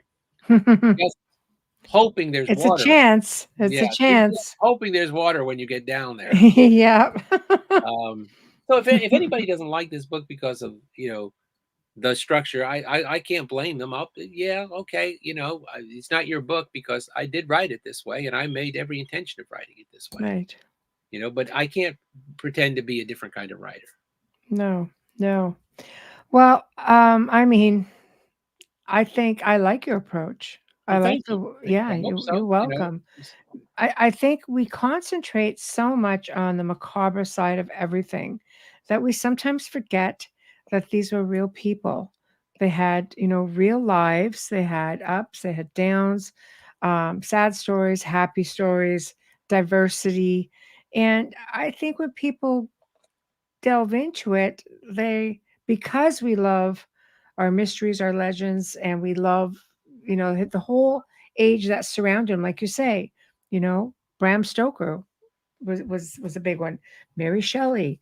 I mean, we don't look at the fact that these people wrote many other things. I mean, I know Dacre Stoker, and we've talked a few times, and he's just like he wrote so much other stuff. Yeah. And he goes, and the one thing that he's remembered for is, of course, Dracula.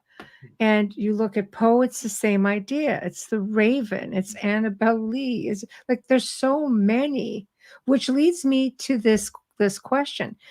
You're saying like there's no descendants. Is there like who got all the literary stuff? I know you got paid for it and went out to all of these different. I think I read that the Raven got what, $15, and then Something just like that. Yeah, I have to look at. I have yeah, to read my own book to remember how much it got. yeah. No, but how? Where did it all end up? It all ended up, in the public domain. It all ended up, which is where it is today. All the writing ended up in archives. Finally, people started collecting it. So the original manuscripts ended up in archives across the country, places like the University of Virginia or the Poe Museum in Richmond or Brown Yeah. University.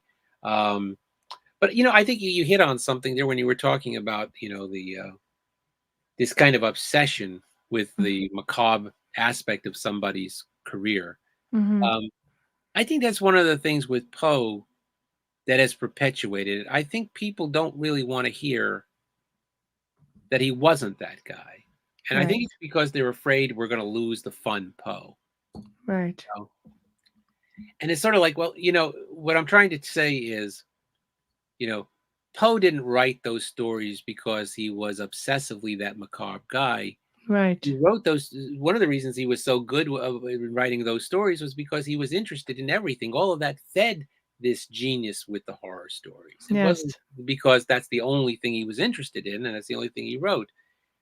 But I do think that people are a little afraid of losing the fun Poe, and I'm as guilty of it as anybody. Look, Well, the guy's an icon. yeah, do I have a Poe action figure on my desk? Yes, I do. I love Do I it. have Poe T-shirts and Poe coffee mugs? Yes, I do. You know, and my wife and I, we every time we do when Sarah and I do our show, we always tell people Edgar Allan Poe did enough to fill 17 volumes. He was this, he was that, he was this, but tonight we're doing the Raven. We're just Right. like everybody else.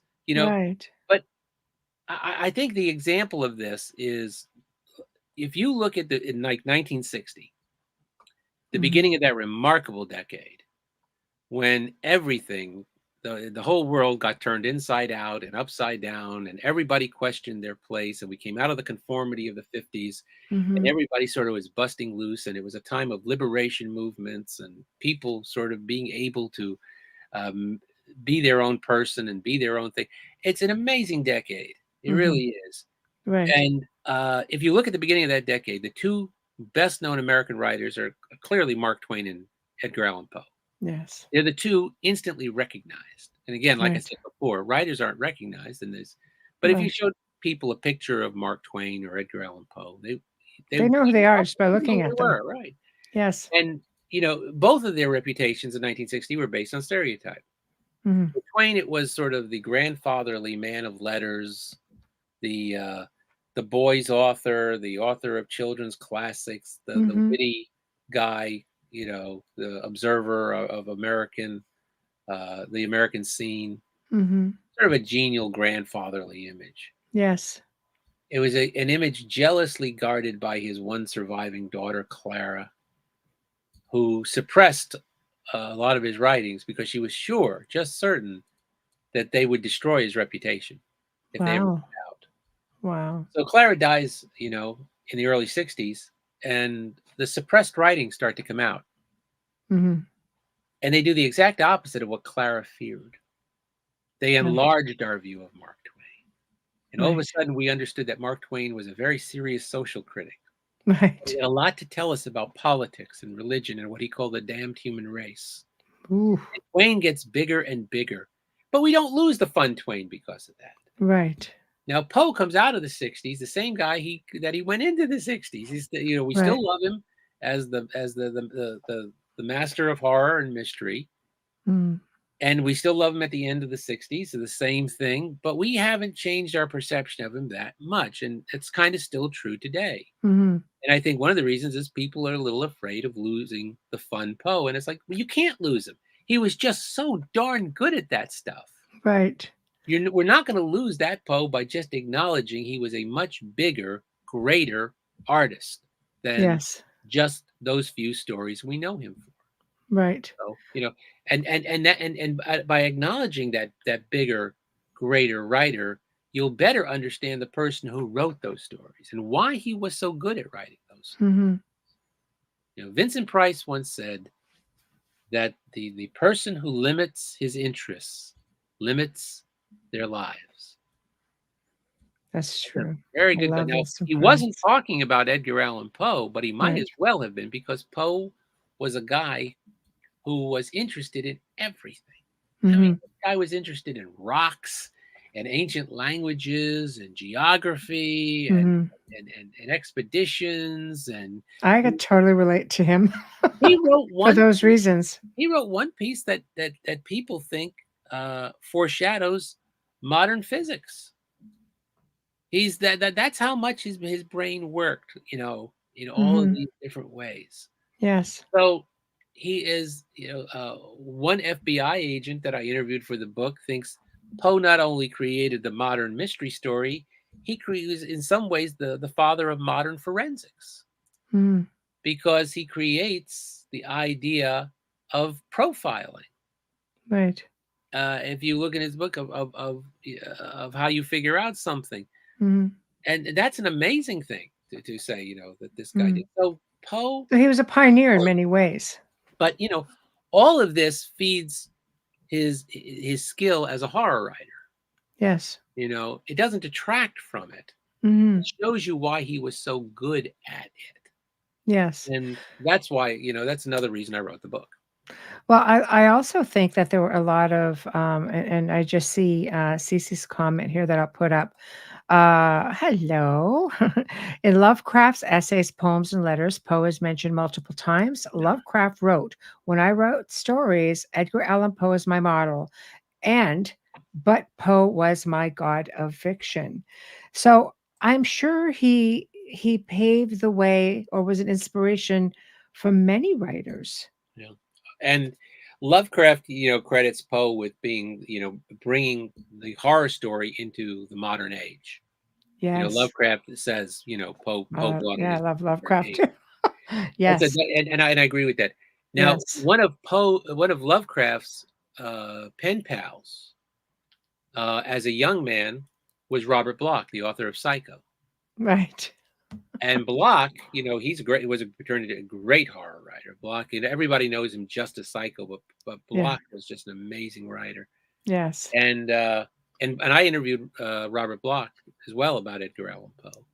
Right. And so here's a guy who knew Lovecraft, or was at least pen pals with Lovecraft. The liaison. Yeah. And so it goes back to Poe, and Bloch idolized Poe too. Ray Bradbury also had a lot of great things to say about Poe as a horror writer. And Bradbury said Edgar Allan Poe took the horror story and he made literature out of it. It's not far wrong. Now, Mary Shelley was there first, and she gets a lot of the credit. I know she should get a lot of credit. Yeah, but Bradbury's not far wrong. Yes, in sort of saying that. Yes. And the odd thing is that Arthur Conan Doyle, the creator of Sherlock Holmes, said pretty much the same thing about Poe as a mystery writer. Right. Right. Arthur Conan Doyle arrives in America for a tour in the 1890s. So, you're talking, 40 years after Poe's death. Mm-hmm. Yes. And but he's acclaimed as the creator of Sherlock Holmes. And he has a press conference, and there are a bunch of American reporters in the room, and they think they're going to get him. They think they're gonna, so one of the reporters says, isn't it true that your Sherlock Holmes is just a ripoff of Ooh. Edgar Allan Poe's C. Auguste Dupin, his detective who appears in The Murders in the Rue Morgue and The Purloined Letter? Yes. Yes. And Doyle shocks them all by saying, yeah, yes. It's a knockoff. Basically, he said, we all got it from Poe. Everybody who writes about kind of erudite super sleuth who can enter a room and see what nobody else sees, that is Poe, Poe's invention. And yes, they're all living off of Poe.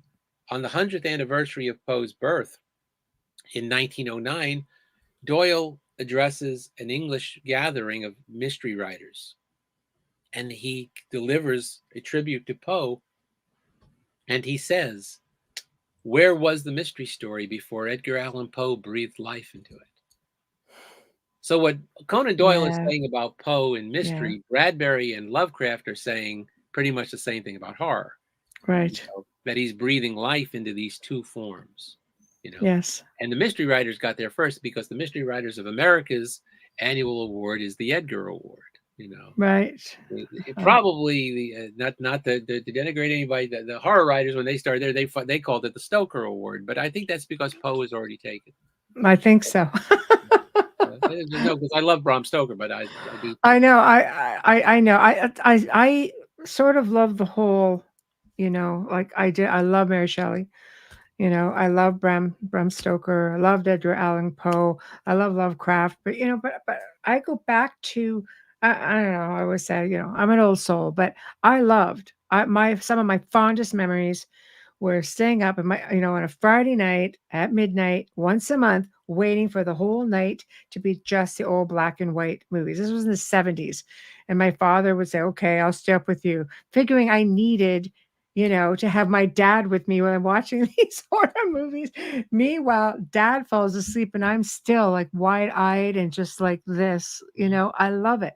And I still enjoy them. It's a wonderful age. I mean, it's one of the great things, about Poe too, is that Poe has kind of become our one and only renewable literary resource. Right. Because almost every other writer has dropped out of curriculum. And the public schools and even the private school levels, they don't teach. Even Mark Twain, they don't teach much anymore. He's dropped out. That's sad. Well, it is very sad, but Poe at least stays there. And the first time almost everybody gets Poe is the 7th grade, and that's a great age to get Poe for the first time.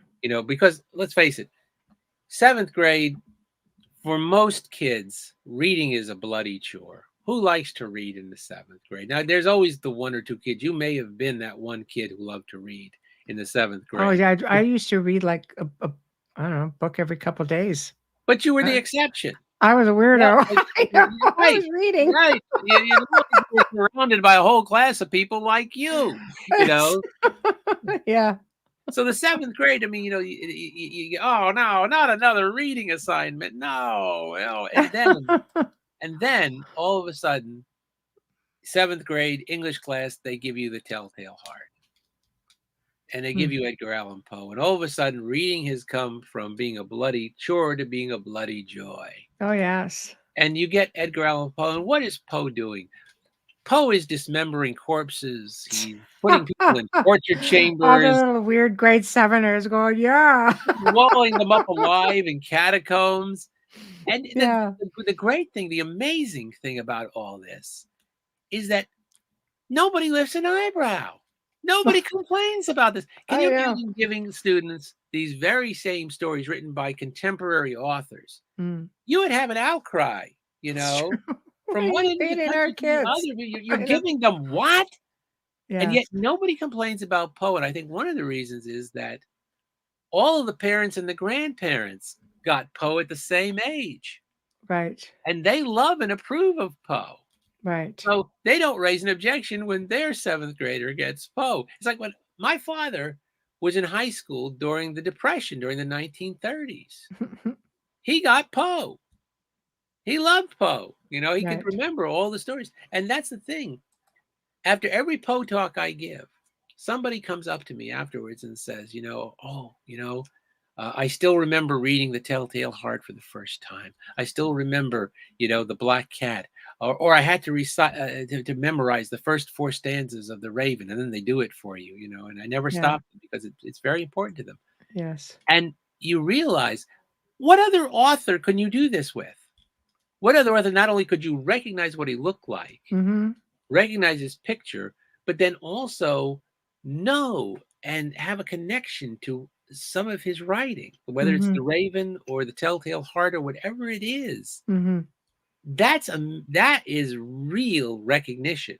That is, for a writer, that is supreme recognition. Isn't it normal, though, upon death, how many writers become more famous just because of what But their then they tend writings? to slip out. I mean, they do. They So miss some it, writers do, but then they sort of, Yeah. after a while, They there's not phase that many. out. I mean, it's Yeah. not like the schools are even teaching Hemingway and Faulkner at this point. Right. But Poe's still there, and Poe's not only there in the 7th grade. You keep getting him. You get him in the 8th, 9th, all the way Yes. through high school. And then if you take literature in college, you're going to get him again.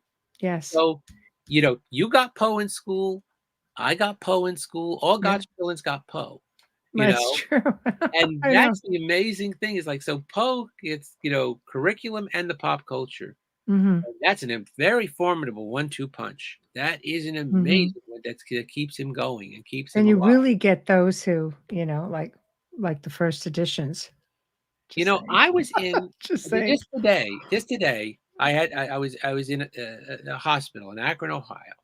Yes. Not for me, but Yes. but I was in the emergency room. I was walking through the emergency room, and a doctor, about 50 years old, I would say, comes up to me. Now, I have this kind of a vest that I wear. It's sort of a sportsman's vest, but I love it because it's got pockets. I'm not a sportsman. Yeah. Don't fish, don't hunt. But I love pockets. All writers love to have pockets. A place Right. to put, pens and keys and notebooks and things. And people have given me pins with writers on them. Pictures of writers. So I have a Mary Shelley and a Bram Love Stoker, it. and and Anton Chekhov, and all these, Robert Louis Stevenson. It's got to be 13, 14 pins. So the doctor looks at me. I'm obviously trying to get somewhere. He's talking. He says, "What's with all the pens?" And I said, "Well, I'm a writer. They're writers." And then he won't let me go. I mean, I think we're in an emergency room. Don't you have somewhere to be? But he looks them all over and he says, "Well, I recognize Edgar Allan Poe.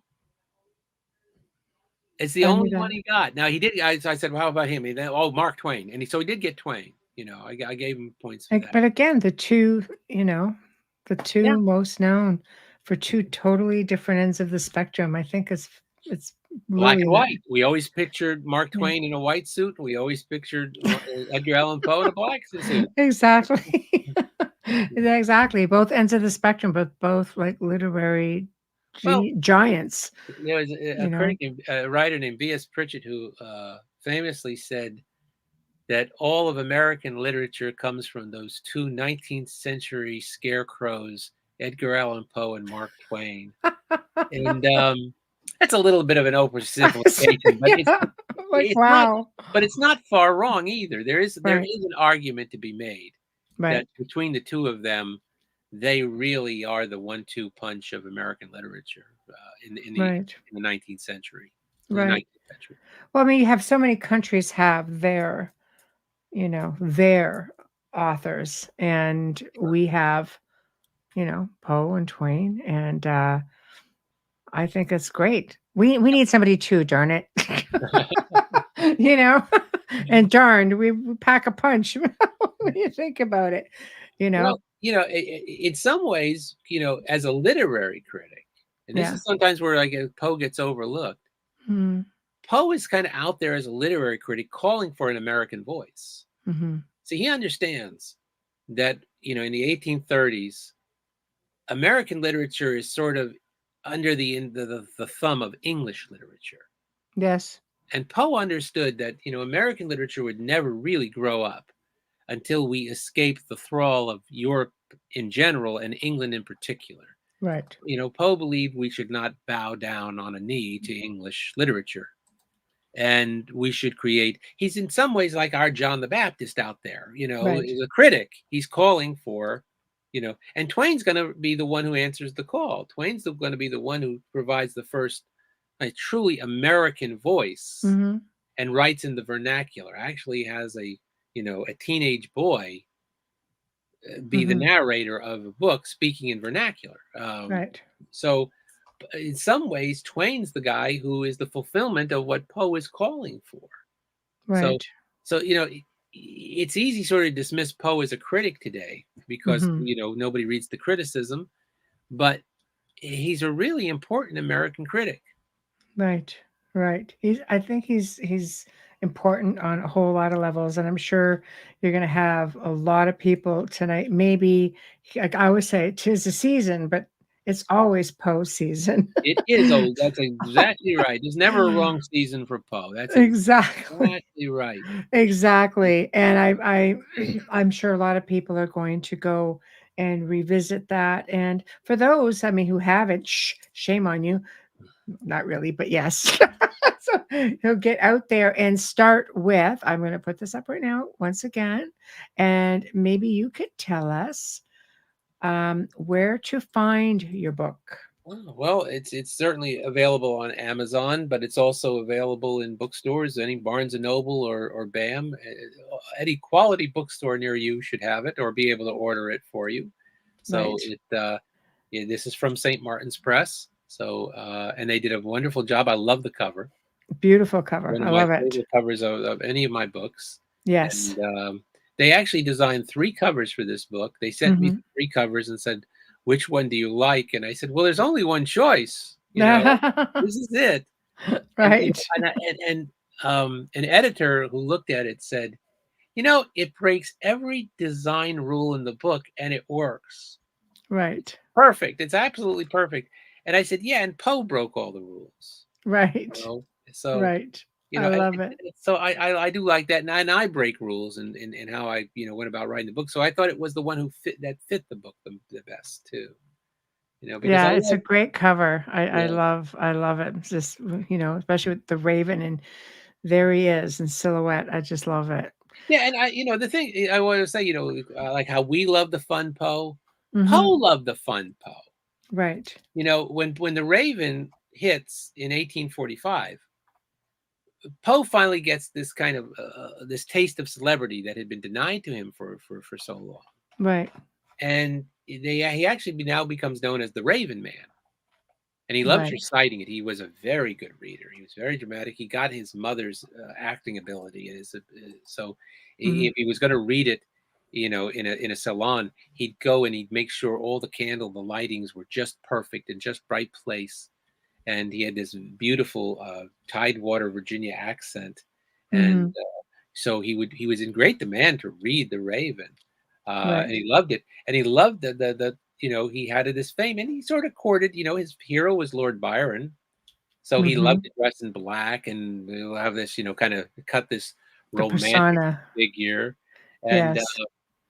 after the Raven hit, he'd go out and walk the streets of New York, and the neighborhood kids would follow him and throw pebbles at his heels. The Raven Man, the Raven Man, Wow. and shout, at him, and he'd wait, and just until they got close enough, and then he'd wheel around and he'd say, "Nevermore!" And they'd all go running. They just loved it. He loved it. They loved it. So he played up to it. Right. When he was Right. living in his last home, which was a cottage in the Bronx, and the Bronx back then was farmland. It was just all most of it was unsettled. Right. It was really the Hicks. Right. Well, he had a little cottage there where he lived with his wife and mother-in-law. And one day, a friend came calling with his teenage daughter who wanted Hmm. to meet Poe. Right. So when they got to the cottage, they were invited inside, and the girl was sort of looking around, and Poe knew what she was looking for. Poe knew exactly, and there was he said, "No, there's no raven here. I don't keep a raven." And she's looking as a picture of a woman on the sitting room of the parlor of the cottage, and he says, "That's not the lost Lenore," you know. So he Right. knows what his image is. He Yes. knows, and he doesn't mind having fun with it himself. Right. Right. You know. Hey, gotta roll with it. That's the way it goes. Yep. But we're already up at the top of the hour. My gosh, it just flew by. Just amazing. I have to thank you so much for joining me this evening. I love Edgar Allan Poe, of Yep. course. So this for me was a real treat, and I could listen to you talk for hours about it. I really could. So thank you. And God, I wish you well on whatever you decide to write next. Sure, it's going to be It'll be amazing. something. It'll be something. And It'll be we're some. talking about like 2 or 3 different things right now. I know, We've and got you like know what? 3 finalists that we're kind of trying to think of what we're going to pitch. And I keep saying it's not going to be any one of the 3. You watch. You You watch. watch. It'll be No, something that comes out of left field. you're going to be led where you have to. But I will contact you because I think I'm perusing the website and I would love to have you back on again to Sure. talk about something else. I think it would be great. So I've done an entire book on Dracula, so that's I'm down. so Stoker is a, I'm down. I is actually own a first is a edition. favorite One of my topic. favorites, the first book I ever read. Yes, it's a heck of a book. I It mean, is. the difference between Bram Stoker and Edgar Allan Poe is that Poe's kind of whole body of work is very. Yes. Stoker writes one book that's bigger than himself. He writes Right. one book where he Yes. really catches fire. And I Yes. do like some of his short stories and even some of the other novels like Lair of the White Worm and Mhm. yeah, I do like some of his other, but they don't come close to Dracula. No. But hardly No. anything does. And he just catches fire with this one Yes. book. And Yes. it is an amazing book. Yes, it Nobody has absolutely is. ever come up with anything as metaphorically perfect as Dracula.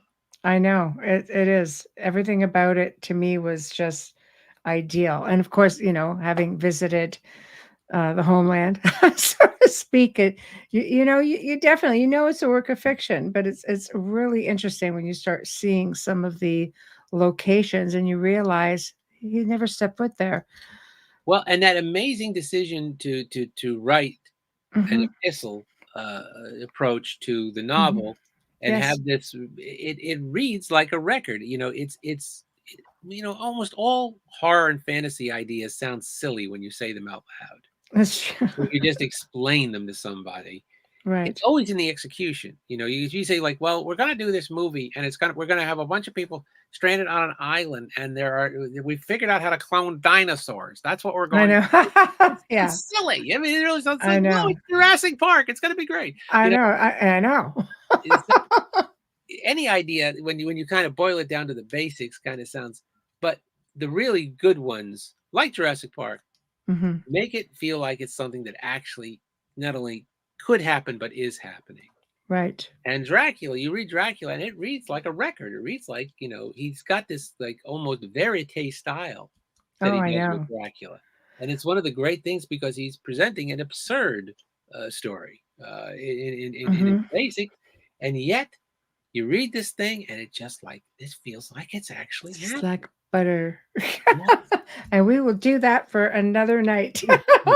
Great. So thank you so much. Yeah. Well, I thank will you. be in touch. Thanks, Thank Michelle. I really did enjoy it, and as you can see, I just need to overcome my shyness and come out I of my love shell a that. little bit. I hope you had a great time. I had a blast. I did. Thank you. Well, that's good because this is your show, and that's what's important. It doesn't matter. It's your show too. Well, I'm going to have a good time wherever I go, so it doesn't matter what I think. Like I say, I always ask the host if it works for you, it works for me. It worked. Good. Thank you, Mark. All right. Good night. Good night. Good night. Well, we have come to the end of another fantastic segment of the Outer Realm. Big thank you to Mark Dawidziak. I really hope I didn't butcher that again. God, I'm terrible. Anyway, huge thank you to Folgers Coffee. Huge thank you to Justin Snicker, Dr. Snick, the Sonic Surgeon, Steve McGinnis. All photos tonight came courtesy of the PoeMuseum.com. So go check it out if you want to see more. And we've been putting Mark's stuff across the board, so check him out. Next week, guys, we welcome back Rebecca Pittman, who's going to be discussing the Lizzie Borden house and the famous Leap Mansion in Ireland, keeping up with Spooky Month. Thursday night, we welcome back Deborah, God, I got to say that right. Thunderbeat is going to be discussing ancient Egypt in Sedona. You heard it right. There will be photos. So definitely join us. And for everybody in Canada, happy Thanksgiving this weekend. See you next week. Good night.